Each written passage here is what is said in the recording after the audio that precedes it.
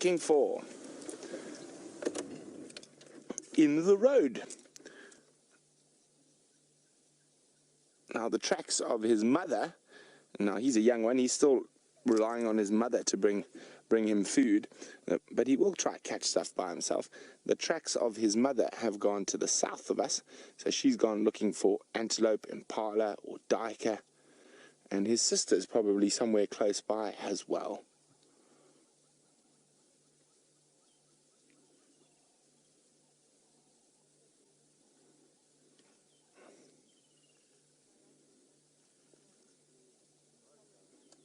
Isn't he beautiful?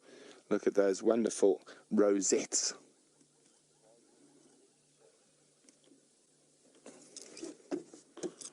Now I can hear an elephant very close to us as well. Can hear him breaking some branches. Maybe the elephant will come join the leopard. Now the elephant and the leopard are not friends, and the elephant will try chase the leopard if it spots it.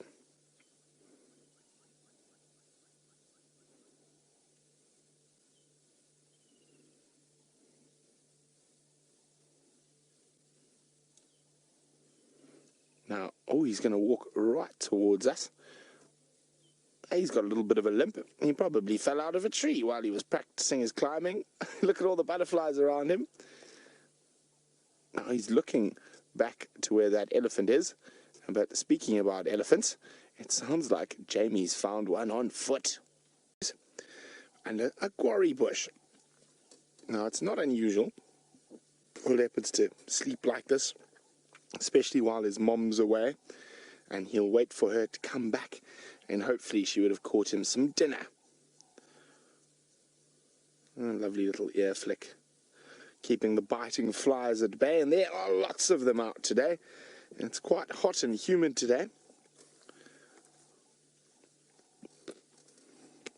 Oh, tired kitty. Oh.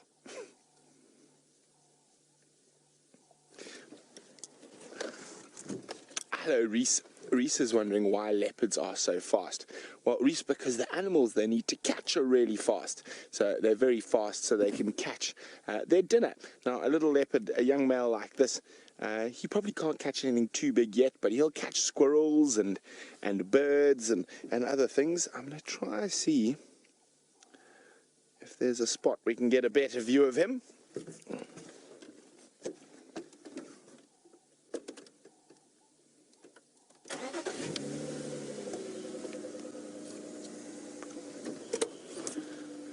Now, Evan's wondering, where do leopards sleep? Well, sometimes they sleep in trees, but most of the time they'll sleep on the ground, just like that little boy is doing.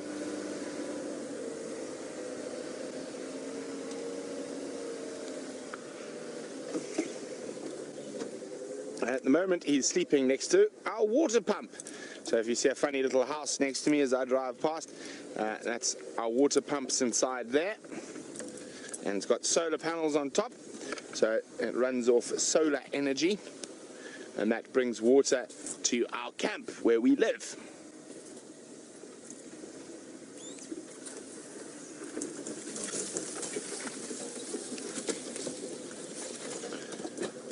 I think we're going to get into a good spot now.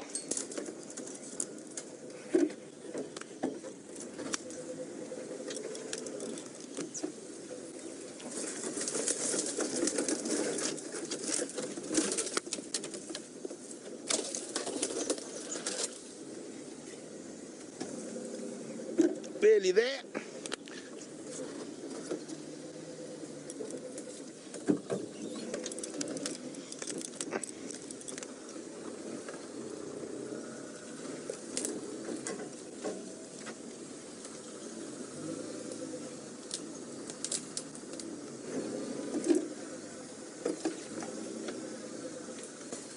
Oh,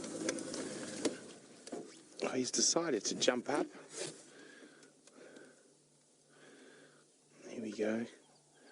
You might be getting a little bit hot on that termite mound. There's not much shade there, so he might move a little bit deeper into the shade. He might decide to go chase a squirrel. Now, Chiron's wondering, do the mother leopards protect their young? They do, Chiron, but only when they're there. Often they have to leave their babies alone for quite some time while they go try get dinner. They normally leave them in a place like this where there's lots of thick bush where the babies can hide, and where there's lots of trees the babies can climb to get away from hyenas and lions and wild dogs.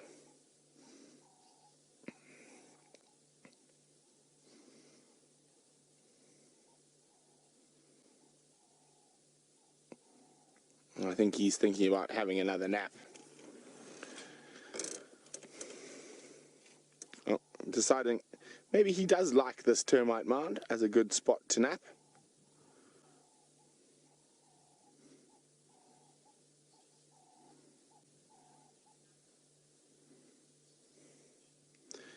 Oh, hello, tired kitty. Now, Megan is wondering, how do I know how old this leopard is?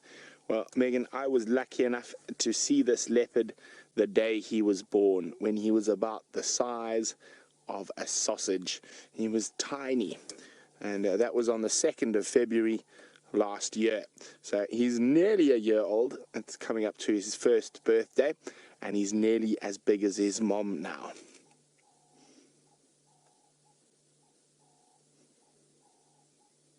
And he'll be hoping his mom will be returning shortly with some dinner for him.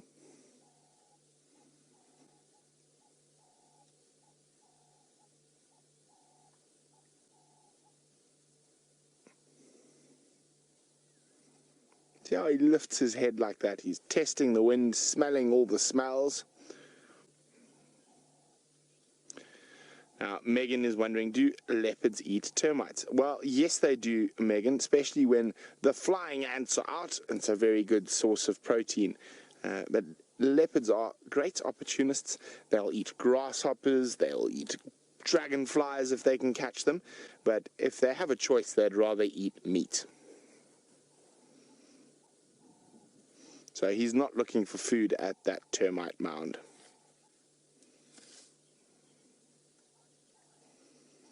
Now, we're going to leave this, we're going to sit next to this little leopard for a bit longer, but while we wait to see if he gets up to anything, let's go to Jamie, who's on an even bigger termite mound. Welcome back, everyone, and we're in our normal safari. We are still sitting with the little prince, Hosana. And a very noisy, great spotted cuckoo flying over. Now, I've been waiting quite excitedly for this. So, and Tristan has joined us. Jamie has agreed to join in this little game. And so, well, I haven't had a chance to speak to Taylor yet. James has declined. I think he's scared. So, we are starting from this afternoon a presenter bird challenge.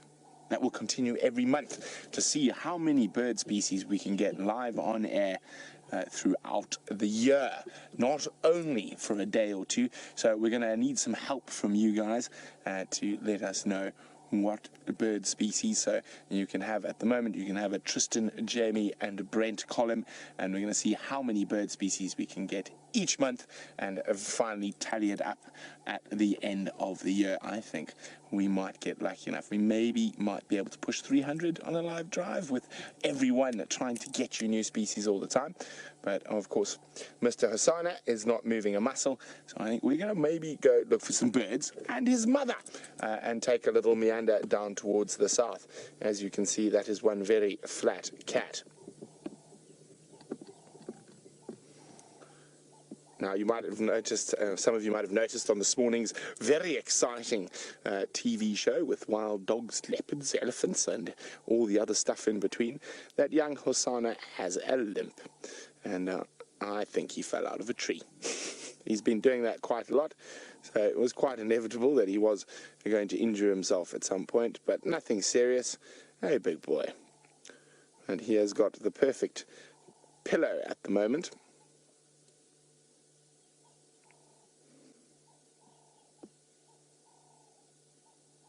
Very tired kitty.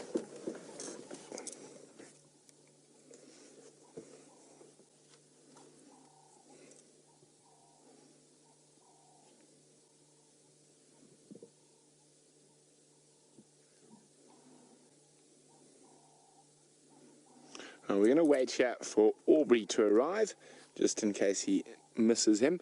And till we do that, remember you can get hold of us by using the hashtag Safari Live or the email address questions@wildearth.tv. We would love to hear from you if you've got any questions about leopards or birds or anything out here in the African bush.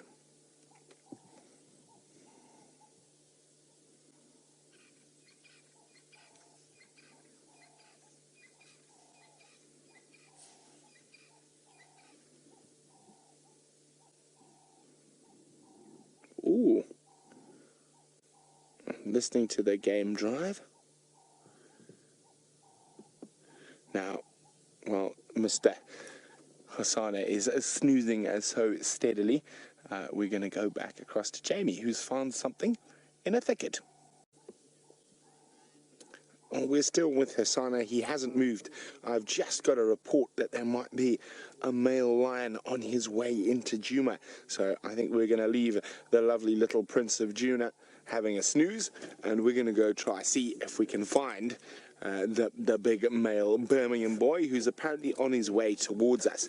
So goodbye, a little Hosana. Let's see, I think I can... I'm going to sneak backward through. Okay.